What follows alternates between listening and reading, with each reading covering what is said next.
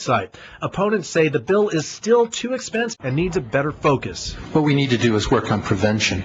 If we only address the side that once the horse is out of the barn, we're not going to stop the problem. Carlo Cicchetto, News 8. Well, opponents question if these changes will be enough to make the bill cost neutral. Chelsea's law now moves to the Senate Appropriations Committee, where a new cost analysis will be done. And here to talk more about Chelsea's law is Assemblymember Nathan Fletcher. Yeah, welcome, Assemblyman Fletcher. Thank you for being here with us. We know you got back to San Diego late last night from Sacramento, right? Good morning. Thank you for having me. Okay, so first question, we're going to dive right in. I want you to just address the criticism, and we just heard a moment ago, it's still too expensive, and that by simply going after, you know, once the offenders have already offended, that it really needs to be focused more on prevention. Go ahead and address that first. Well, to start on the cost issue, I mean, when we started this issue, we kind of said public safety should be the highest priority of government. And in a state that has between $85 and $100 billion, we have enough money to lock up predators.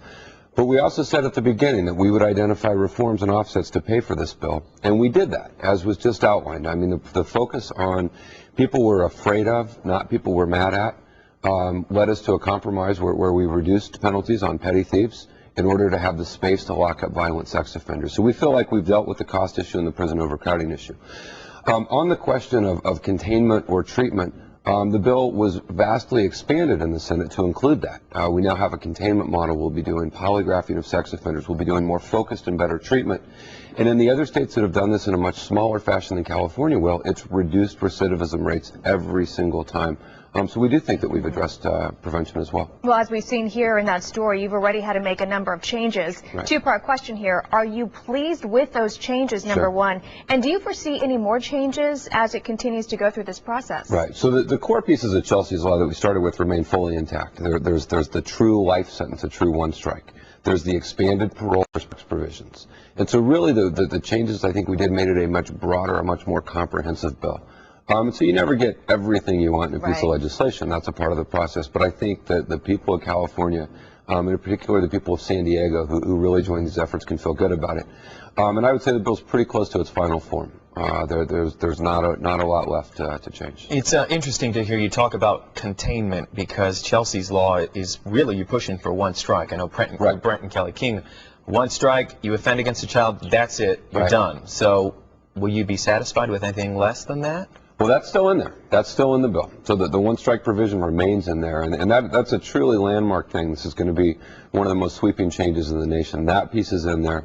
Sentence increases for forcible sex crimes over non-forcible is in there. Extended parole is in there. The parks provision, all of that stayed. What we did was just add not just sentencing and lock them up, but how do we better assess them when they come out? How do we measure their level of likelihood to reoffend? How do we provide the proper treatment to the proper offenders? Using polygraph, a lot of cutting-edge techniques, and then the cost issues, which we addressed through a difficult process of identifying priorities and trying to find what we thought was a common sense way. Right, and I know we're running out of time, but I do want to squeeze in this one question, because at least here in San Diego County, you have no problem finding support. I mean, when it came to that petition, you had a lot. You exceeded what you thought. What can people still do? What can they do? How can they stay involved in this whole process? So we still have a ways to go. We have to do Senate appropriations, Senate floor, back to the Assembly, and then the governor's indicated he'd sign. So I would ask people to continue doing what they've been doing, joining the Chelsea's Light Foundation Facebook page. We had hundreds and thousands of calls that were made to Senator Leno and Senator Steinberg, and the public opinion and the public outrage has moved public policy, and there's no way we could have done this without the people of San Diego really speaking loudly. Well, we know you communicate often with Brent and Kelly King. Please send them our best. Will do. And you come back anytime. We'll be watching to see how this progresses. Thank you. Thank you, Assemblyman Fletcher. Moving on to other headlines of the morning today, a car accident in the East County is being called suspicious. 2 bodies were found, and also something unusual. They caught the attention of investigators. The car, a Honda, was discovered late Tuesday afternoon off the 67 at Slaughterhouse Canyon Road. Our Rika Mudaraj joins us from Sheriff's Headquarters with what we know. Rika, what's going on?